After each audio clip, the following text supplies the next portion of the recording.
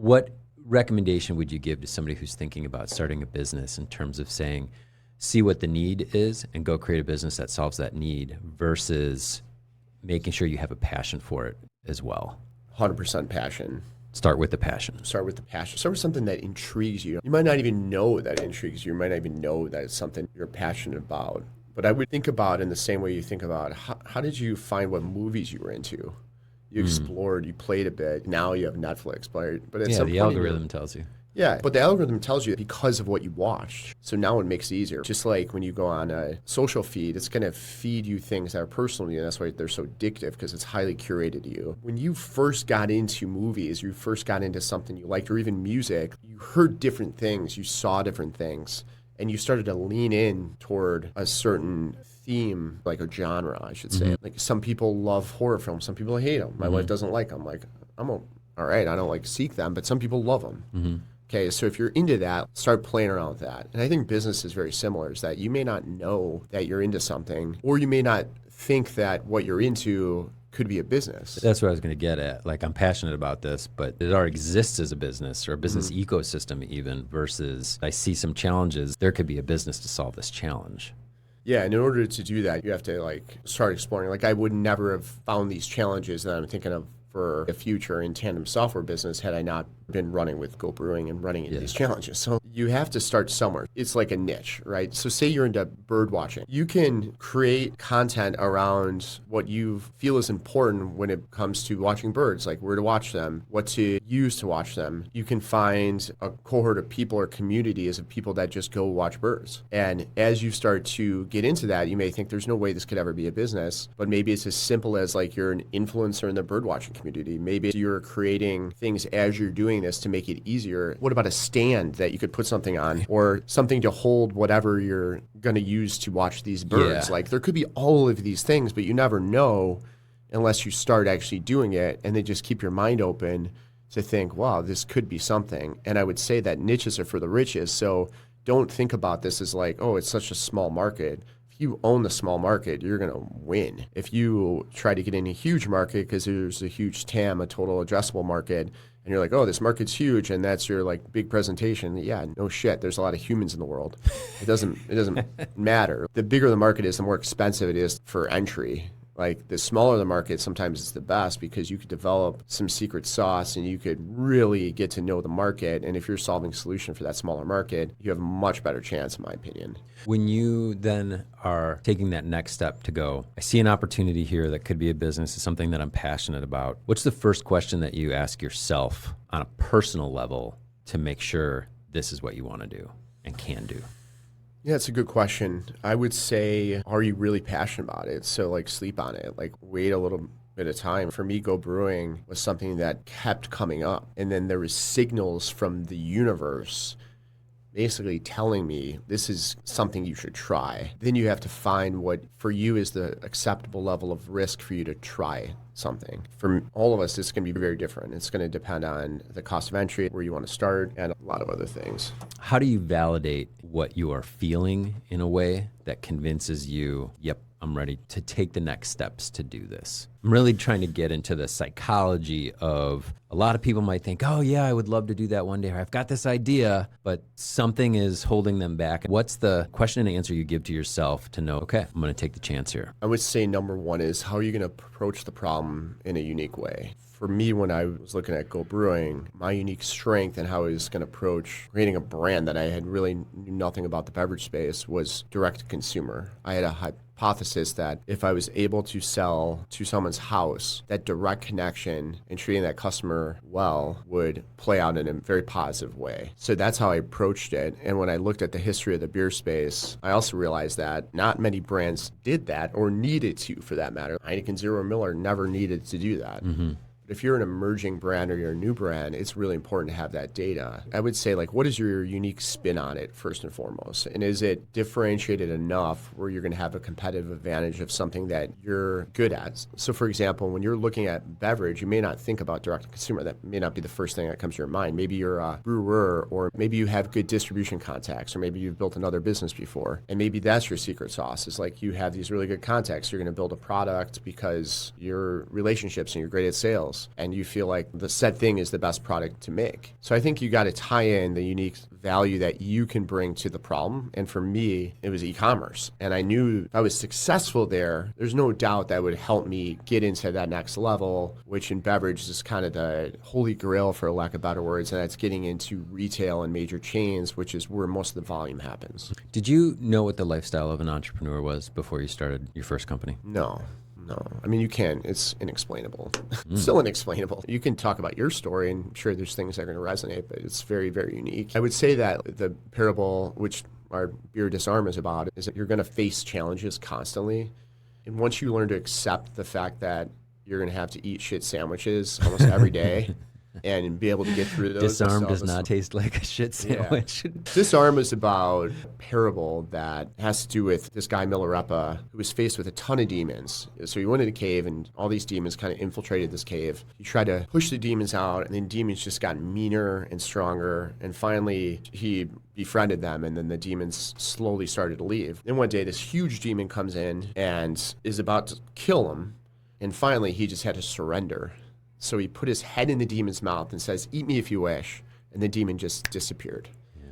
And that is very akin to how entrepreneurship is. If you sit there and you fight every day with the things you're going to face, you're going to end up losing. Because the reality is, like, it is far from perfect. It is messy as hell. You can't even explain how messy it is sometimes. But at the end of the day, like, if you're getting the results that you're seeking, like, that's the price you pay.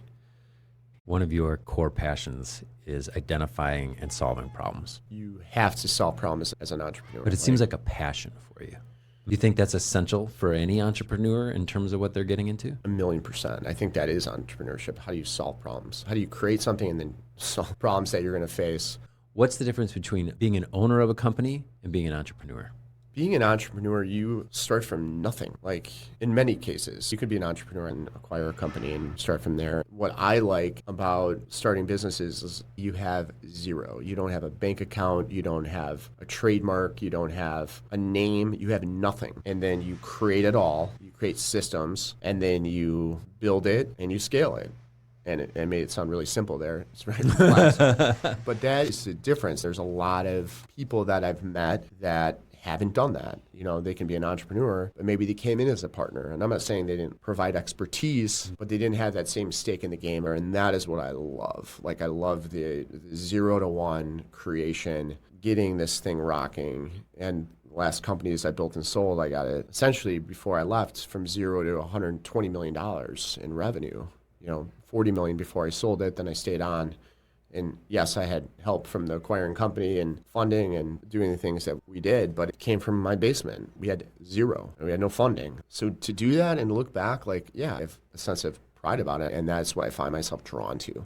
So you answered the question in terms of what's the thing you need to think about personally when you're starting a business, but now answer that with regards to the business itself. What's the very first thing that the entrepreneur needs to do to lay a foundation for what they're going to build from scratch? I think it's to identify what your acceptable level of risk is, honestly. And for me, that was all about the product. Like, can we make a product? If you are looking at a business that may not require as much capital to get it off the ground, it might look completely different. The acceptable level of risk could be a camera you shoot and you're posting videos and content. But that to me is really, really important, because if you don't have a good product, if you're not obsessed with the product or service, the rest is really, really hard. And it's not going to be fun. So for me to take that next step, I needed to get to that first step to say, like, can I even make a product? Can I bring in a team to create something that's so good that I feel confident that we can sell it online and that we can push it out there? And we would not have went to phase 2 without getting phase 1 first. So you have to identify what that is. And I would say focus on the product or service that you're creating and make it the best it can be, because nothing else matters. And that doesn't mean you can't iterate from there, but a first impression is really important. And all of us have went to a restaurant and said we're never going to go back there for whatever reason because of the impression that that restaurant gave us. And that's how products are. There's so many products in the universe and services that customers are not very forgiving. You know, they'll understand, they'll empathize. They're not going to try it again probably. Yeah. And then you're done. And everything you did is for nothing. That to me is very forward facing. Like, this is what we want to build and this is who it's for, and really understanding that.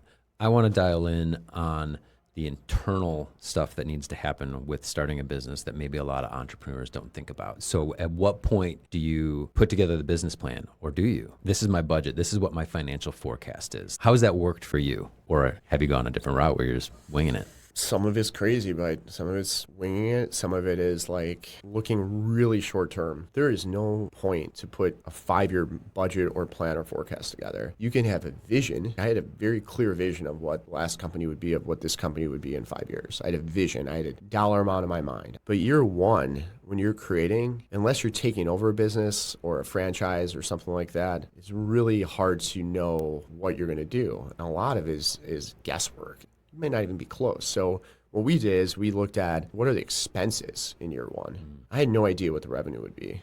It didn't matter for me. What mattered was I knew I needed to create something, and I knew it would cost this much. And if I didn't have any revenue, could I sustain that business for a year to get to a point where I at least understood the market and I understood the product that we would have to make or iterate to? And that's the way that I approached it. So what's more important, revenue or expense? Revenue is always more important, but when you're starting, you could put on paper, and a lot of people do, that they're going to have overinflated revenue. It's really easy to put on paper your revenue that you think you're going to do, but I would say that you're probably always going to be wrong. So are you more likely to fail because you've overestimated your revenue or underestimated your expenses? Underestimate your expenses and future expenses. So like with the brewery, I didn't know what I didn't know. And because we produce our own beer, there's so many other expenses that go into it versus like if I contract manufactured, I would know, okay, here's my cost of goods, here's my final product, and here's what I have to sell it for to have an adequate markup. And then you work on your fixed expenses. So that's one way to approach it. The other way would be what I did, which was definitely the harder route. You have this brewery and you have to have all of the fixed assets in place, all the tanks, all the cartoners, all that stuff has to go in before you make a dollar. One thing we really underestimated is how much space we would need. So that was a big miss because I wasn't from the space and our team was great, but they didn't call out the red flags. And I didn't ask them, to be honest. So what are the things we don't know? Well, we're going to definitely need more space, more cold space, more storage. And we just had to learn really quickly. What you know now, if you knew it when you start the business, would the business be better off than what you learned by having to work through those unknowns? That is a great question. The reality is when you face challenges, opportunities arise that you may not see coming. That is what I found is the secret to being successful. Because you can plan everything, and if you're perfect, you're not going to face those same challenges to create things you may not even have thought of. So how do you embrace that uncertainty on a day-to-day basis going forward? The uncertainty of what? The uncertainty of knowing that there's things that you don't see that are going to come up, and that the opportunity in not knowing that is going to be actually the thing that makes you stronger. You go, you have to do to figure it out, and then you just keep your eyes and ears open, and you look for opportunities. You look for other ways to get around the problem. And when you find the problem, you look at it deeper of like, let's not solve for that, but is there a bigger fundamental thing? Like in my case, we switched ERPs, which is essentially an accounting system, but we did it in a way where it now wraps together with our brewing system, our direct-to-consumer, DTC, Shopify business, Amazon, everything's wrapped in one. And in doing so, what we realized, we didn't have a software problem, we had a process problem. And could we simplify the business in a way that makes it a lot easier? In doing so, I realized that there's a really big benefit to Go Brewing because of this kind of shift in how we're going to change our process. So one of the things that we always want to do in these conversations is give people some really tactical advice. So I want to dive in specifically to some personnel issues that I know have kind of come up this week. How do you constantly assess the team that you have around you and making sure that everybody is working in the way that needs to get done for the current challenges? One of the realizations I had early on in business, especially as you grow and scale, is what got you here won't get you there. Meaning the employees that you have were great at a certain stage, but then as you evolve and you scale, those same employees are used to that process where you're like starting from nothing and there's not a lot of rules. It takes a different skill set to understand what scale is. Like, okay, well, how do we repeat this success and not repeat the failure, and how do we do it repetitively a lot faster and a lot more cadence? And then typically that means you're managing a bigger team, you are managing more projects, and sometimes people just can't handle that. So this week we had to let an employee go who has been with us really early on because of the fact that like the cadence of the work output hadn't really changed much. And the demands were so much greater on the business, and the value of it, of the work, diminished over time. Because like everything else, things change. And in this case, the job function of this employee, the market demanded a different thing. The way in which we were doing things just wasn't working anymore. Mm-hmm. And even equipped with the tools and the courses, like the ambition to learn something new just wasn't there. So that and other reasons we had to have a difficult conversation. I think when you have those conversations, you just got to be very upfront, and it's tough. But at the end of the day, if you sugarcoat around it, I think the employee leaves with more disrespect than respect. Mm-hmm. And I think in this case, we parted on great terms, and I think there's a future for that employee to do contract work. It's something that you really have to look at, and it's tough because usually early on, it's like a friend, family member, Sure, someone you really trust, and it's really hard for them to know that. yeah. One last question that's kind of related to that. Do you have advice in terms of how to think about systems of problem solving versus instances of problem solving? I think it's probably easy to fall into a habit of this is the problem, this is what we need to do to solve it, and it solves it once, versus what's the system we put in place to make sure we're solving at a root level? The easiest thing to do is to break things down into smaller steps and problems. For example, we were having an issue with manpower at our contract production facility. So in the leadership meeting on Monday, I went through every single day. Who do we have for staffing? What do we need? Talking to the head manager. Okay, what do we need here? Oh, we need a body on Friday. Okay, great. Let's solve for that now. Let's get ahead of it. Instead of just looking like this big, ambiguous problem, get into the specifics of what it is, and then you'll be able to solve for it a lot easier. That's great advice. All right. That's episode 3. Let's wrap it. Yeah, let's do it.